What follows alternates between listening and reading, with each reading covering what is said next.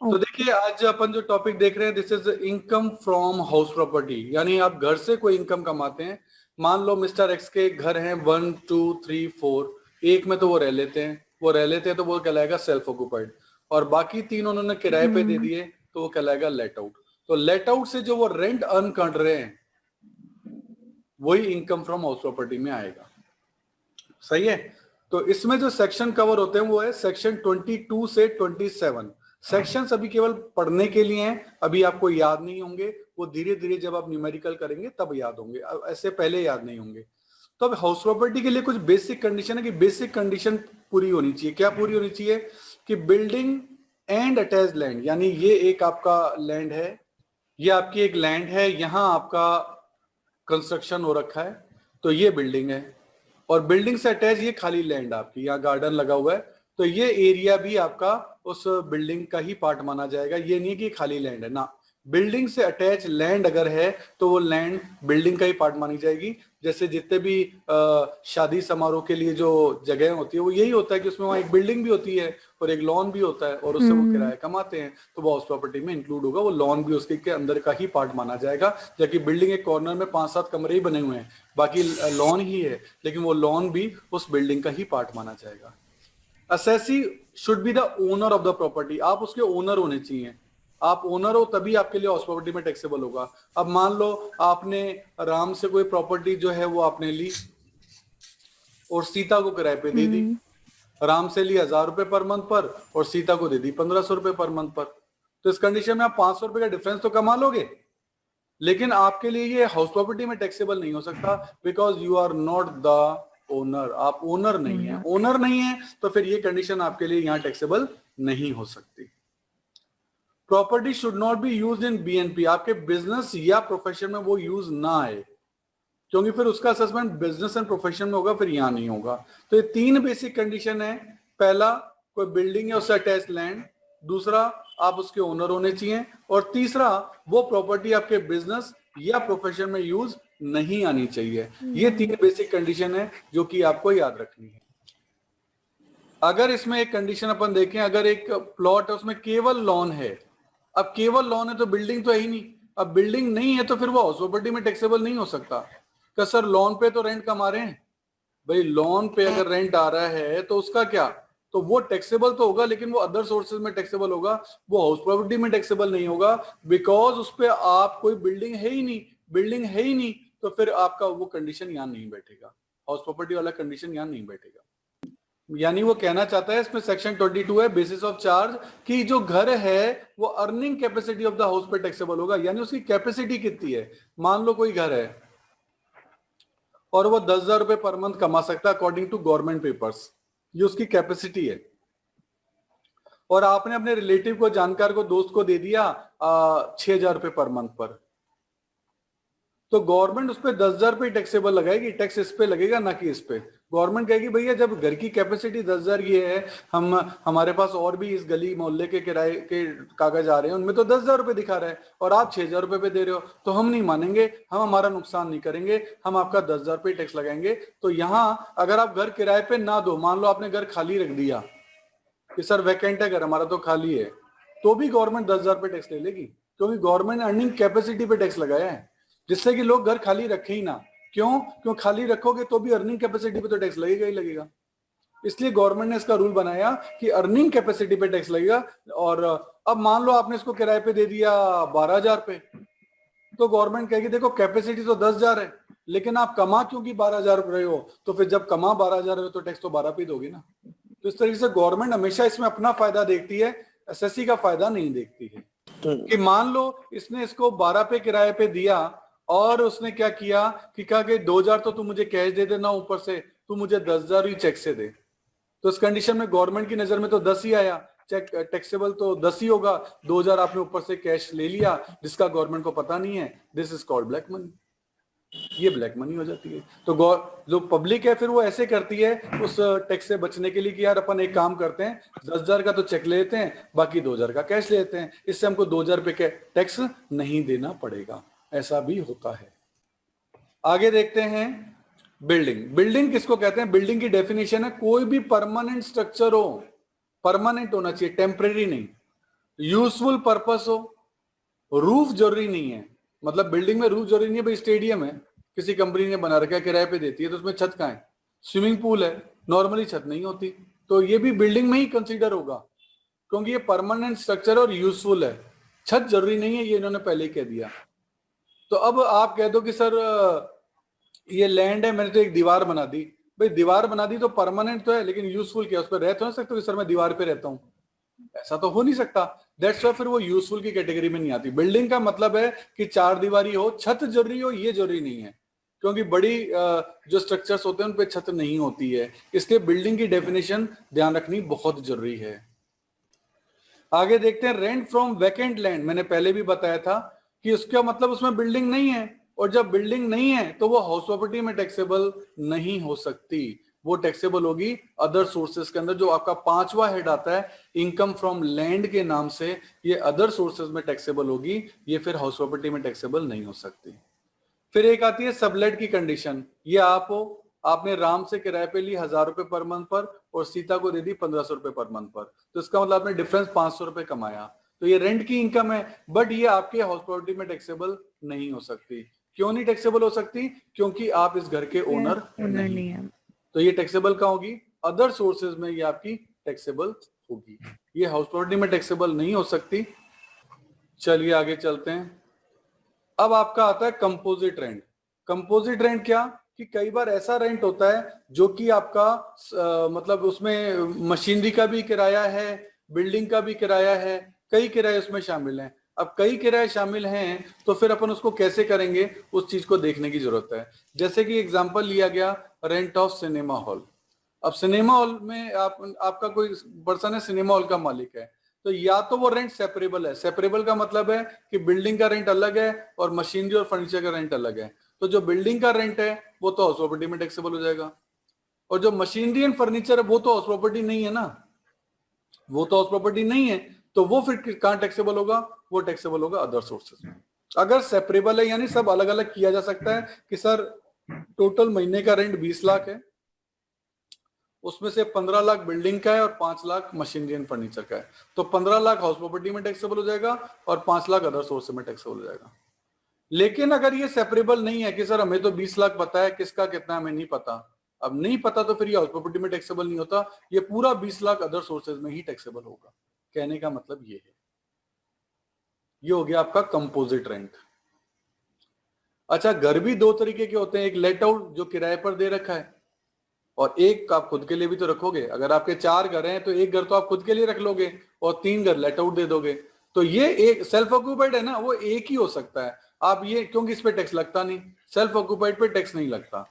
तो अब आप ये कह दो सर मेरे तो 4 घर हैं और चारों में ही मैं रहता हूं, तो गवर्नमेंट ऐसा नहीं मानेगी, वो कहेगी भाई साहब केवल एक ही घर पे आप रह सकते हो, एक ही घर एग्जाम्प्ट है। कि नहीं सर मैं तो है ना, जो पहला घर है नाश्ता वहां करता हूँ और लंच में वहां करता हूँ, दूसरे घर में, तीसरे घर में मैं चाय पीता हूँ, चौथे घर में रात को डिनर करता हूँ, फिर मैं पहले घर में आता हूँ, तो मैं तो चारों ही घर यूज हो रहे हैं। तो गवर्नमेंट कहेगी भैया ऐसा है, तुम 4 घर में रहो, हमें कोई दिक्कत नहीं है, पर हम एग्जाम्प्ट केवल 1 ही करेंगे। कोई एक घर जो आपकी चॉइस का हो, जो भी आपकी चॉइस का हो, वो आप हमसे एग्जाम्प्ट करा सकते हो। अब गवर्नमेंट सिर्फ इनकम ही नहीं देखती, गवर्नमेंट डिडक्शन भी देखती है, तो कुछ डिडक्शन भी अलाउड करती है, और डिडक्शन होते हैं अंडर सेक्शन 24 के। डिडक्शन होते हैं अंडर सेक्शन 24 के। एक होता है 24A और एक होता है 24B। 24A क्या कहता है? 24A स्टैंडर्ड डिडक्शन, यानी ये सबको मिलेगा, ये सबको मिलेगा। कितना मिलेगा सर? एनुअल वैल्यू का 30% फिक्स है। एनुअल वैल्यू, अब एनुअल वैल्यू क्या होती है बाद में बताऊंगा। एनुअल वैल्यू का 30% मिलेगा, फिक्स है, और ये भी तब मिलेगा जब एनुअल वैल्यू क्या हो? पॉजिटिव हो। अगर एनुअल वैल्यू पॉजिटिव हो तो ही मिलेगा, क्योंकि नील का 30% निकल नहीं सकता और नेगेटिव का 30% गवर्नमेंट देने नहीं देगी। तो कुल मिला के केवल पॉजिटिव होगी तो ही मिलेगा। कैसे मिलेगा वो बाद में देखेंगे। एक तो ये डिडक्शन हो गया 24A। एक होता है आपका 24B, और 24B होता है इंटरेस्ट ऑन लोन के लिए, कि आपने घर खरीदने के लिए या बनवाने के लिए कोई लोन लिया होगा, उस लोन पे ब्याज भी तो चुकाया होगा, तो वो ब्याज आपका खर्चा हो गया, तो गवर्नमेंट उस इनकम में से आपके उस खर्चे का डिडक्शन देगी, क्योंकि ये खर्चा है। ये स्टैंडर्ड डिडक्शन भी वास्तव में खर्चा माना जाता है कि गवर्नमेंट मानती है कि हर साल आपकी कोई छोटी मोटी टूट फूट वगैरह रिपेयरिंग होती है, उसका गवर्नमेंट ने फिक्स कर रखा है 30% डिडक्शन, क्योंकि गवर्नमेंट घर घर जाके देख नहीं सकती कि आपने रिपेयर पे कितना खर्च किया, इसलिए गवर्नमेंट ने फिक्स ही कर दिया 30% देंगे ही देंगे। और इंटरेस्ट ऑन लोन का अलग तरीका है, पर हाँ इन दो चीजों का डिडक्शन मिलता है, एक होता है स्टैंडर्ड डिडक्शन और एक होता है आपका इंटरेस्ट ऑन लोन। ये दो डिडक्शन आपको मिलते हैं जो कि हमें याद रखने हैं। नेक्स्ट आपका टॉपिक आता है इंटरेस्ट ऑन लोन। तो इंटरेस्ट ऑन लोन में भी वैरायटी है, इसमें दो टाइप का इंटरेस्ट ऑन लोन है, एक तो आपका कैपिटल नेचर और एक आपका रेवेन्यू नेचर। सर ये क्या होते हैं? देखो मैं आपको बताऊं, ये आपकी ड्यूरेशंस हैं। आपने किसी घर का कंस्ट्रक्शन यहां चालू किया, यहां खत्म किया, और अब आपने घर को किराए पे दे दिया, तो कंस्ट्रक्शन पीरियड ये वाला था, ये कंस्ट्रक्शन पीरियड है। कंस्ट्रक्शन पीरियड का जो इंटरेस्ट है वो कहलाता है कैपिटल नेचर, और हर साल अब आप जो दोगे, हर साल का जितना इंटरेस्ट होगा वो कहलाएगा रेवेन्यू नेचर। जैसे आपका प्रीवियस ईयर कौन सा है? आपका प्रीवियस है 2019-20, तो 19-20 अगर आपका है तो ये तो आपका हो गया रेवेन्यू नेचर का, और जो कंस्ट्रक्शन पीरियड का होगा वो आपका कहलाएगा कैपिटल नेचर का, इसलिए लिखा हुआ है इंटरेस्ट ऑफ कंस्ट्रक्शन पीरियड। तो दोनों के डिडक्शन आपको मिलते हैं, सही है। और ये कंस्ट्रक्शन पीरियड का जो डिडक्शन आपको मिलता है, ये मिलता है 5 इंस्टॉलमेंट्स में। यानी मान लो 50,000 है तो 5 इंस्टॉलमेंट यानी 1/5 कर दो, हर साल 10-10 हजार का डिडक्शन मिलेगा, 5 साल तक मिल जाएगा, 50,000 का डिडक्शन हो जाएगा। जबकि जो रेवेन्यू नेचर का है उसका डिडक्शन पूरा एक साथ ही मिल जाता है। कुल मिलाकर ये जो 10,000 है, एक तो ये और एक ये रेवेन्यू नेचर का फुल, ये कुल मिलाकर आपका टोटल डिडक्शन होगा अंडर सेक्शन 24B। तो दो टाइप के डिडक्शन हो गए, एक कैपिटल नेचर का, एक रेवेन्यू नेचर का। कैपिटल नेचर का 1/5 मिलता है, रेवेन्यू नेचर का फुल मिलता है, ये कुल मिलाकर प्लस हो जाते हैं, और ये total deduction under section 24B आपको अलाउड होता है। अब आता है sir limit of interest on loan कितनी है? तो देखो पहली बात तो लोन किस चीज के लिए होना चाहिए? कंस्ट्रक्शन और परचेज के लिए होना चाहिए, किसी और चीज के लिए लिया है ना। तो limit of interest on loan कितनी है? लेट आउट के लिए कोई लिमिट नहीं है। आपने जितना बड़ा घर लिया हो और जितना आपने उस पर लोन लिया हो, जितना ब्याज चुकाओगे, क्योंकि आप उतना किराया भी तो कमा रहे हो, तो आपको गवर्नमेंट पूरा डिडक्शन दे देगी, कोई दिक्कत नहीं है। लेकिन सेल्फ ऑक्यूपाइड के लिए यदि आपने घर लिया यानी पर्सनल यूज के लिए, तो गवर्नमेंट ने 1499 को रूल बनाया था। उससे पहले का रूल अलग था और 1499 से रूल अलग एप्लीकेबल हो गया कि यदि लोन 1499 से पहले लिया है तो रूल है एक्चुअल इंटरेस्ट या रुपए 30,000 दोनों में से जो कम हो उसका डिडक्शन मिलेगा।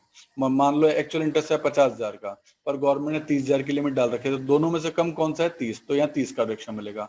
और मान लो एक्चुअल इंटरेस्ट है 25,000, दोनों में से जो कम हो तो आपके डिडक्शन 25 का मिलेगा, दोनों में से जो कम हो। बस ये रूल को याद करना है। ये तब है जबकि लोन 1499 से पहले का हो। अगर लोन 1499 या उसके बाद का हो तो एक्चुअल इंटरेस्ट या रुपए 2 लाख दोनों में से जो कम हो। ये लिमिट्स आपको याद रखनी पड़ेगी, एक्चुअल इंटरेस्ट या रुपए 2 लाख दोनों में से जो, और ये लिमिट लगातार चेंज भी होती रहती है, कभी 2 लाख है, कभी फिर 2.5 लाख हो जाएगी। वो अकॉर्डिंग टू गवर्नमेंट को जब लगता है कि हाँ यार अब मनी की वर्थ इस हिसाब से हो गई है तो कम ज्यादा करती रहती है, 2 लाख को तो अप डाउन करती रहती है। ठीक है, तो ये भी आपको याद रखना है, ये limit of interest on loan. तो इसको याद कैसे करते हैं? लेट आउट में कोई लिमिट नहीं होती, तो उसको याद कर लो, एल में एल नहीं होती, लेट आउट में लिमिट नहीं होती, एल में एल नहीं होता। लेकिन एस में यानी सेल्फ ऑक्यूपाइड में लिमिट होती है, इसमें लिमिट नहीं होती, इसमें लिमिट होती है। तो इसको याद करने का तरीका है, एल में एल नहीं होता लेकिन एस में एल होता है। इससे आपको कभी भूलोगे नहीं, आपको अच्छे से चीजें याद रहेंगी। गवर्नमेंट आपको रिपेयर के लिए यदि कोई लोन लिया है उस पर भी आपको इंटरेस्ट की छूट देती है और उसकी भी लिमिट है। उसमें लेट आउट में तो इसमें भी कोई लिमिट नहीं है, यानी एल में एल कभी नहीं होता। लेकिन सेल्फ ऑक्यूपाइड में लिमिट वहां भी होती है और यहां भी होती है। लेकिन रिपेयर के मामले में सेल्फ ऑक्यूपाइड की लिमिट अलग है। यहाँ डेट मैटर ही नहीं करती, 1499 का चक्कर ही नहीं है। एक्चुअल इंटरेस्ट या रुपए 30,000 दोनों में से जो कम हो। यहाँ 1499 की जो लिमिट अपन ने पहले देखी थी कंस्ट्रक्शन के लिए और परचेज के लिए लेते हैं, वो वाली लिमिट रिपेयर के अंदर एप्लीकेबल नहीं होती। रिपेयर के अंदर डेट का चक्कर नहीं है, ये बात अपन को याद रखनी है। अब देखो इसमें क्या होता है, कुछ घर एग्जेम्प्टेड है, यानी जिसपे टैक्स नहीं लगता। ये थ्योरी के हिसाब से है। आपका कोई फार्म हाउस है, उस पर टैक्स नहीं लगेगा। प्रॉपर्टी फॉर चैरिटेबल पर्पस, अगर चैरिटेबल पर्पस के लिए आपने कोई प्रॉपर्टी कर रखी है तो उस पर भी आपका टैक्स नहीं लगेगा। अगर आप खुद के बिजनेस में अगर कोई प्रॉपर्टी यूज कर रहे हैं उस पर टैक्स नहीं लगेगा। एक सेल्फ ऑक्यूपाइड, अपनी बात हुई थी, एक सेल्फ ऑक्यूपाइड यानी आपके रहने के लिए एक घर पे गवर्नमेंट कोई टैक्स नहीं लगाती। और अगर house property of registered union या लोकल अथॉरिटी की कोई प्रॉपर्टी उस पर भी टैक्स नहीं लगता। और एक्स रूलर यानी पुराने राजे महाराजाओं को भी वन पैलेस यानी एक घर एग्जेम्प्ट है, उस पर कोई टैक्स नहीं लगता। ये उनके ऑनर में उनको एक पैलेस, क्योंकि उनका घर नहीं होता, उनके तो पैलेस होते थे, तो उनका एक पैलेस जो है वो एग्जेम्प्ट कर दिया गया है। ये एग्जेम्प्टेड हाउसेस की कहानी है। कल को थ्योरी का कोई क्वेश्चन आए तो आप बता सकते हैं। आगे अपन देखें, अब यहां से आपका कंप्यूटेशन आता है कि सर इसकी टैक्सेबल वैल्यू कैसे निकाली जाती है, तो लेट आउट हाउस की टैक्सेबल इनकम कैसे निकाली जाती है। तो देखो कई स्टेप हैं। सबसे पहली स्टेप है म्युनिसिपल वैल्यू जो उसकी नगर निगम ने तय की, फेयर रेंट जो आसपास के घरों के और रेंट चल रहे हैं, उन दोनों में से जो ज्यादा उसको ले लो। मान लो ये 30,000 है, ये 20,000 है, दोनों में से जो ज्यादा हो यानी कितना, 30,000। फिर स्टैंडर्ड रेंट, स्टैंडर्ड रेंट जो है वो वहां के विधानसभा ने जो असेंबली में पास किया हो, या 30 और 25 दोनों में से जो कम हो तो लोअर कितना है, 25। ध्यान देना, 30 और 25 दोनों में से जो कम हो, कम कितना है, 25। तो ये आपका स्टेप नंबर 1 का आंसर आ गया 25,000। ऐसे स्टेप नंबर 1 सॉल्व होती है, इसको याद करना पड़ेगा। म्युनिसिपल वैल्यू और fair rent whichever is more but restricted to standard rent, यानी इन दोनों में से जो कम हो, ऐसे याद करना पड़ता है। गाने जैसे म्युनिसिपल वैल्यू और fair rent whichever is more but restricted to standard rent, इसको ऐसे याद करना पड़ेगा, जिससे आपका ये फिगर आया। बोलो ये कैलकुलेशन समझ में आई। 30 और 20 दोनों में से जो ज्यादा हो 30 और 25 दोनों में से जो कम हो यानी 25। ये पहली स्टेप सॉल्व हुई है आपकी। सेकंड स्टेप आती है एक्चुअल रेंट रिसीवेबल, कि आपको इस घर पे कितना रेंट मिल सकता है। कितना रेंट मिल सकता है सर, इस पे हमको मिल सकता है 3,000 रुपए महीना, तो टोटल हो गया 36,000, क्योंकि हमको 12 महीने का लेना है। फिर उसमें से सर कितना रेंट नहीं मिला, सर हमको अनरिलाइज रेंट रहा 4,000 रुपए किराएदार ने दिए ही नहीं। और value of self occupied period कि सर कितने महीने का रेंट जो है वो आपको अपन अनरिलाइज रेंट में एक काम करते हैं 2 महीने का कर देते हैं, तो 3,000 इंटू 2 6,000 रुपए हो जाएगा। और value of self occupied period तो 1 मंथ मान लेते हैं कि value of self occupied period है 1 मंथ, यानी 1 महीने तो इस घर में आप खुद रहे हो। जब आप खुद रहे हो तो उस पर टैक्स लग नहीं सकता, तो 1 महीने का किराया 3,000, तो 36 - 6 and 3 9, टोटल बचा 27। तो इस स्टेप की वैल्यू आ गई 27। ये स्टेप 2 कंप्लीट हुई है। स्टेप 2 क्या है, ARR actual rent receivable minus unrealised rent जो आप किराएदार से वसूल नहीं कर सके, minus value of self occupied period, ये स्टेप 2 हो गई। तो स्टेप 2 का आंसर आया 27, स्टेप 1 का आंसर आया था 25। स्टेप 3 होती है विच एवर इज मोर, दोनों में से जो ज्यादा हो, तो 25 स्टेप 1, 27 स्टेप 2, दोनों में से ज्यादा हो 27, ये आपके घर की वैल्यू मानी जाएगी, ये यहां लिखी जाएगी। इस तरीके से इतनी कैलकुलेशन करके आपने घर की वैल्यू निकाली है, ये आपको याद रखनी पड़ेगी। स्टेप नंबर 1 का आंसर ये है, स्टेप नंबर 2 का आंसर ये है। दोनों को कंपेयर करना पड़ेगा, दोनों में से जो ज्यादा हो 25 या 27, 25 या 27, तो 27 लेना पड़ेगा, और वो 27 आप यहाँ स्टेटमेंट में लाओगे। अब उसके बाद value of vacancy period less होगा कि सर 1 महीने तो घर खाली था, तो 1 महीने का किराया कितना हुआ 3,000, वो 3,000 रुपए लेस हो जाएंगे। तो अपन ने यहाँ लिया था 27, ये 27 मैं यहाँ लाया, 1 महीने का किराया 3,000 रुपए लेस हो गया, तो ये आ गई gross annual value, that is 24,000। ये ग्रॉस एनुअल वैल्यू कहलाएगी। अब उसमें से municipal tax paid by owner, पहली बात तो पेड होना चाहिए, और दूसरी बात ओनर। म्युनिसिपल टैक्स का मतलब होता है हाउस टैक्स। हाउस टैक्स जितना ओनर ने पे कर दिया, मान लो 4,000 पे कर दिया, तो अब एनुअल वैल्यू कितनी हो गई 20,000। ये होती है एनुअल वैल्यू जो मैंने आपको पहले बताई थी कि एनुअल वैल्यू बाद में आएगी, ये एनुअल वैल्यू ऐसे आती है। अपन इतना कैलकुलेशन करके आप एनुअल वैल्यू पे पहुंचेंगे। अब एनुअल वैल्यू पे स्टैंडर्ड डिडक्शन आपको देना है 24A, वो फिक्स था 30%, तो 20,000 का 6% हो गया 6,000 रुपए। 6,000 रुपए ये लेस हो जाएंगे। और इंटरेस्ट ऑन लोन जितना भी है, मान लेते हैं इंटरेस्ट ऑन लोन आपको दे रखा है 5,000 रुपए, है ना, वो कैलकुलेशन में आएगा। तो 20,000 में से 6 और 5 11 गए, तो 9,000 रुपए आपकी घर की टैक्सेबल इनकम आ गई। इस 9,000 पे टैक्स देना है, मतलब 9,000 रुपए टैक्स नहीं देना है, 9,000 रुपए तो इनकम है, उस इनकम पे 10% टैक्स है तो 900 रुपए का टैक्स आपको देना पड़ेगा। इस तरीके से ये पूरा सिस्टम होता है। This is the procedure. अब ये सारी डिजिट्स आपको क्वेश्चन में दे रखी होंगी, आपको कुछ अलग से कोई कैलकुलेशन नहीं करनी है, ये सब दे रखी होंगी, आपको ढूंढना पड़ेगा कि कौन सी लाइन में कौन सी चीज लिखी है। अगर आपको मेरे वीडियोस पसंद आ रहे हैं तो देखिए एक लाइक, शेयर और सब्सक्राइब तो बनता है, तो मेरी खुशी के लिए एक लाइक तो कर दीजिए। देखिए आपका टाइम बड़ा कीमती है, तो यदि नोट्स लिखने में आप अपना टाइम बचाना चाहते हैं और वर्कशीट भी गेट करना चाहते हैं तो इन सभी की PDF का लिंक नीचे डिस्क्रिप्शन में गिवन है, आप वहां जाके देख सकते हैं।